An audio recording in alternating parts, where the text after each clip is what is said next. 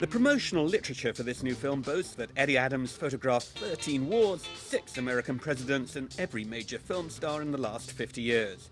But it was this photograph that defined him and haunted him.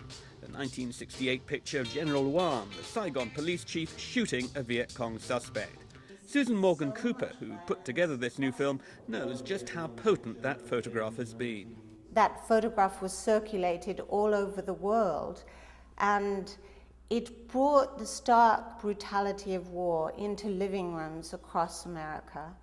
And those at a special screening of the film this week say Adams' Saigon photograph definitely had a big impact. A lot of people who were sitting on the fence were pushed off to the anti-war side by that picture because of its sheer horror. But since then, like icons, the picture takes on a greater meaning and now has come to symbolize not just that, the war in Vietnam, but all war and all the horrors of war. The film shows how Adams subsequently befriended General Wan, who eventually emigrated to America where he ran a pizza parlor. Adams felt his photograph didn't tell the whole story, the background to what led up to the shooting, and the general was being unfairly blamed. Adams' second wife, his widow Alyssa, participated in the post-screening discussion.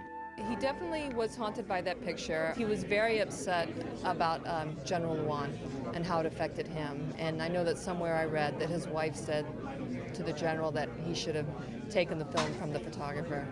And I often think about him and his family and how it must have affected them. And I know that's probably what Eddie was thinking about.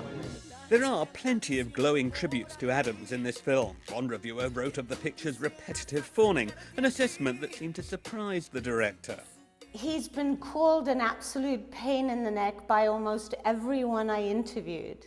I don't think I was fawning at all, because even if I had been fawning, I think Eddie's curmudgeon-y character would have nuked any of my fawning, because you can tell in the movie he's very impatient at times, taking photographs.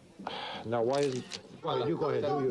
Yeah, not too much, not too much. His character comes out, you know, he was unflinching and uncompromising. Could it be that the photograph that brought him respect was more to do with being in the right place at the right time than skill? Being there is not as easy as it sounds. First of all, being there takes a lot of time and effort and money.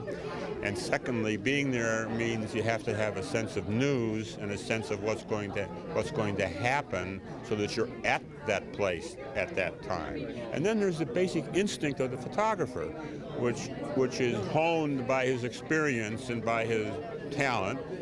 Another photographer might have missed it.